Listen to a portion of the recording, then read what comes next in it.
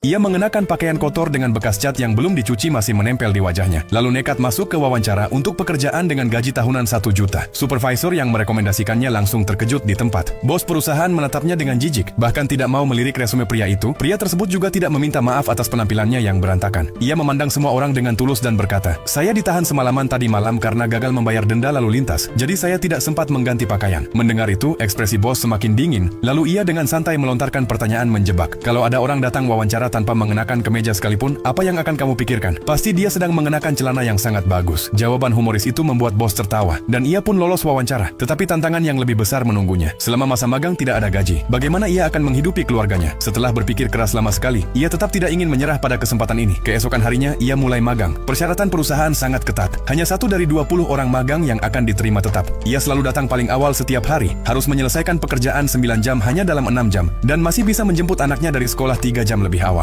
Manajer selalu mempersulitnya, hanya memberinya tugas sepele seperti mengambil kopi setiap hari. Namun ia tidak pernah mengeluh. Suatu hari ketika ia menelepon klien penting, klien itu memintanya datang ke kantor dalam 20 menit. Ia segera bergegas keluar, tetapi dihalangi lagi oleh manajer yang sulit itu, yang memaksanya untuk memarkir mobil lebih dulu. Saat semua selesai dan ia tiba, ia sudah terlambat. Kesialan tidak datang sendirian. Peralatan terakhir rusak, dan tidak ada yang membelinya. Ayah dan anak itu tidak mampu membayar sewa, dan bahkan diusir oleh pemilik kontrakan. Akhirnya mereka terlunta di jalan, lalu mencari perlindungan di toilet umum. Malam itu ketika mereka berteduh di sana, seseorang mengetuk pintu. Sang ayah menutupi telinga anaknya dengan satu tangan dan menahan pintu dengan kakinya. Pria yang begitu tegar itu akhirnya pecah dalam tangis. Keesokan harinya, ia tetap pergi bekerja seperti biasa. Sepulang kerja, ia membawa anaknya ke penampungan. Larut malam setelah anaknya tertidur, ia begadang sendirian memperbaiki peralatan, membaca dengan cahaya redup dari jendela. Siang hari ia bekerja keras, malamnya ia berebut tempat tidur di penampungan. Ia menenggelamkan diri dalam belajar dengan tekun, hingga tiba waktunya menghadapi ujian penting. Ia cepat menyelesaikan tes lalu menyerahkannya. Saat hendak pergi meninggalkan perusahaan, bos menahannya. "Pinjami saya $5 untuk naik taksi." Pria itu terdiam. $5 mungkin tak berarti bagi kebanyakan orang, tetapi baginya itu sangat berharga. Meski begitu, ia tetap menyerahkan uang itu, lalu pergi ke rumah sakit untuk menjual darahnya. Uang hasilnya ia gunakan membeli peralatan dan bohlam. Malam itu, mesin yang lama rusak akhirnya kembali menyala, menembus kegelapan penampungan. Tak lama kemudian, ia berhasil menjual peralatan itu, mengatasi krisis dan pindah ke hotel. Pada hari terakhir magang, hanya 1 dari 20 orang magang yang akan dipertahankan. Apapun hasilnya, ia telah bertahan sampai akhir. Saat dipanggil ke kantor manajer, dengan gugup ia melepas kacamata, merapikan jaket, dan masuk ke ruangan sambil mencoba mencairkan suasana dengan bercanda. "Saya pikir hari ini saya pakai kemeja, soalnya hari terakhir. Besok pakai lagi." "Deh, bagus, karena besok akan jadi hari pertamamu kalau kamu mau bekerja di sini sebagai broker. Kamu mau, Chris?" Segala ketekunan dan penderitaannya akhirnya terbayar pada saat itu.